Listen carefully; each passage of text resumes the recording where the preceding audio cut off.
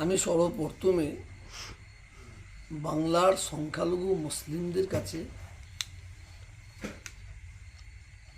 আমি আবেদন রাখছি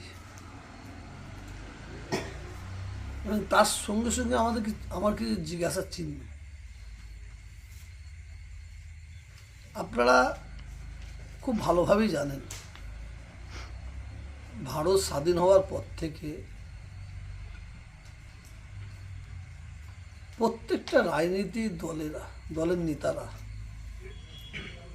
আমাদের ইউজ করে ব্যবহার করছে।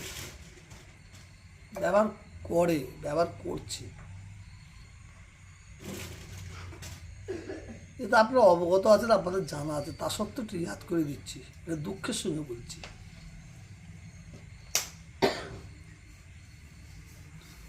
যে কোনো সংখ্যালঘু মুসলিমদের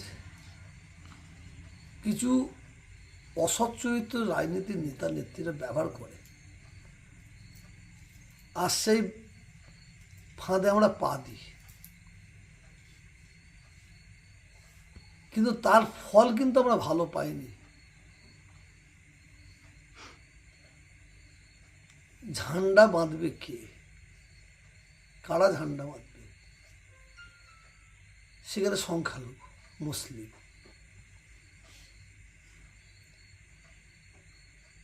ঝান্ডা কঞ্চির মধ্যে ঢুকাবে কে? সে সংখ্যালঘু মুসলিম। ব্রিগেডের ময়দানে কারা যাবে? সে সংখ্যালঘু মুসলিম। শহীদ মিনারে যাবে কারা? মুসলিম, সংখ্যালঘু। রানী রাসমণিতে ভিড় করবে কে?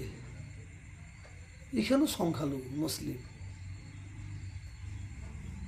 বাসের ভেতরে এবং মাথায় ঝুলে ঝুলে যাবে, এও সংখ্যালঘু মুসলিম।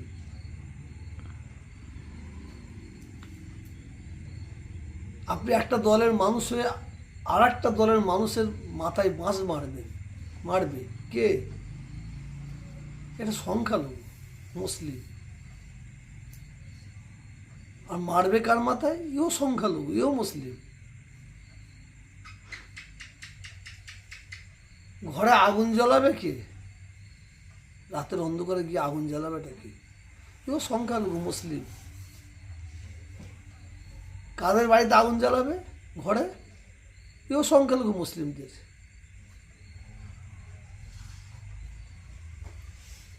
শুভেন্দু অধিকারী রাস্তা দিয়ে যাচ্ছে,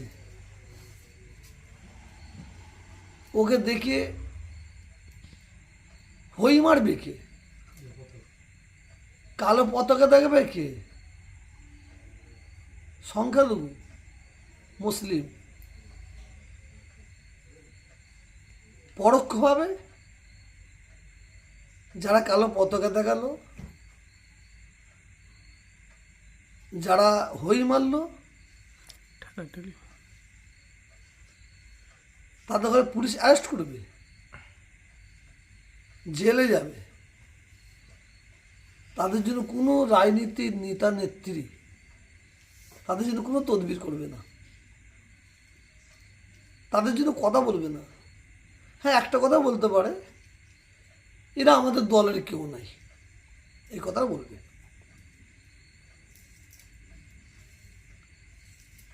আমরা এত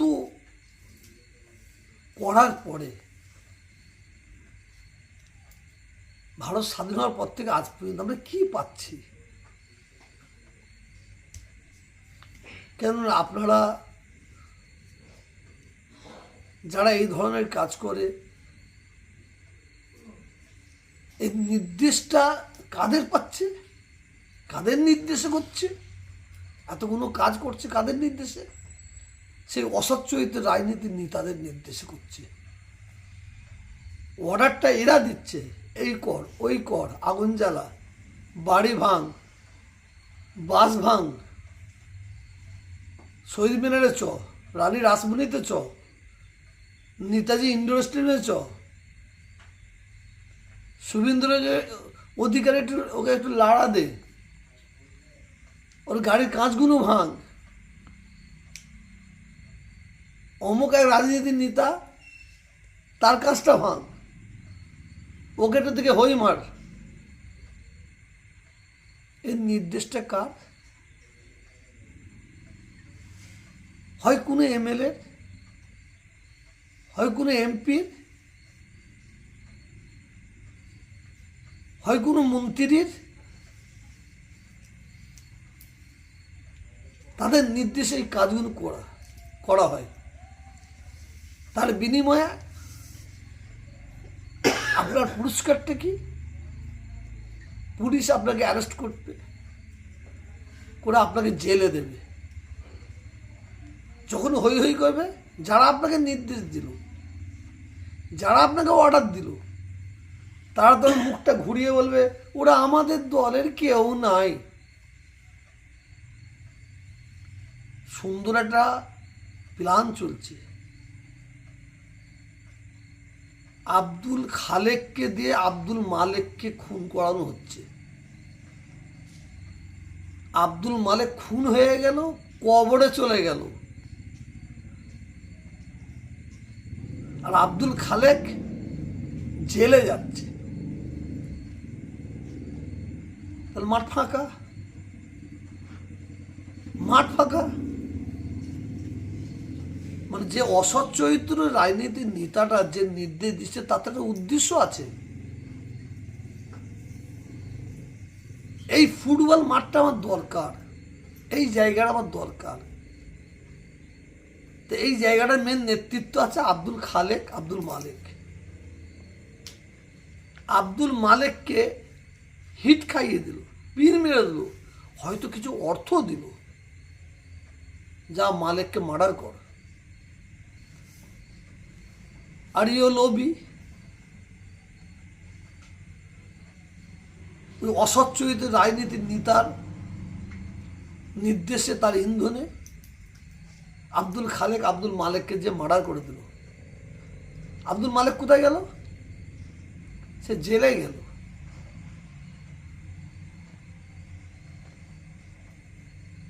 আর আব্দুল খালেক সকালবেলা ধরা পড়লো, দুদিন পরে ধরা পড়লো। কোথায় যাবে? একজন কবরে গেল, একজন জেলে গেল। মাঠটা ফাঁকা হয়ে গেল। মাঠটা ফাঁকা হয়ে তার বড় উদ্দেশ্য ছিল আমার এই মাঠটা আমার দরকার, সে উদ্দেশ্য তার পুরা হয়ে গেল, সে উদ্দেশ্য পূরণ করলো। আর এদের ফাঁদে আমরা পা দিয়ে নিজের পরিবারকে নষ্ট করে দিচ্ছি, নিজের বাচ্চাগুলো আখে খেয়ে নিচ্ছি,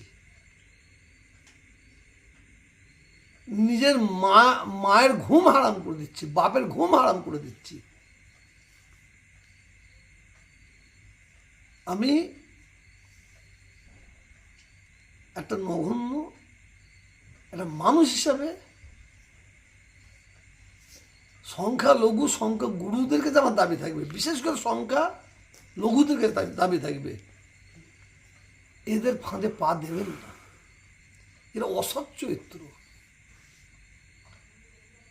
এরা আপনাদের গ্রামের একটা সদস্য করতে চায় না, আপনার গ্রামের প্রধান করতে চাই না।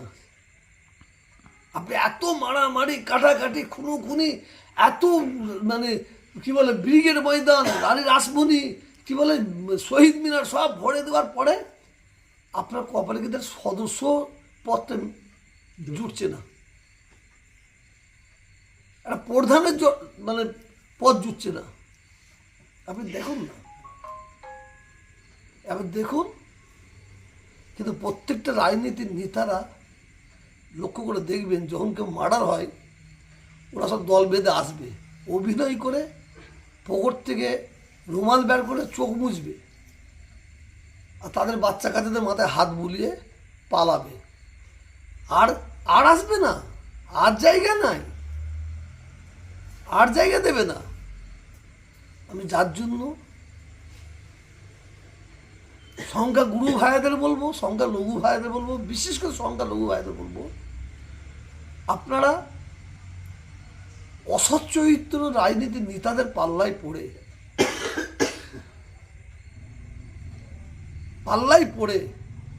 আপনারা নিজেদের পরিবারকে নষ্ট করবেন না, এটা আপনাদের কাছে দাবি।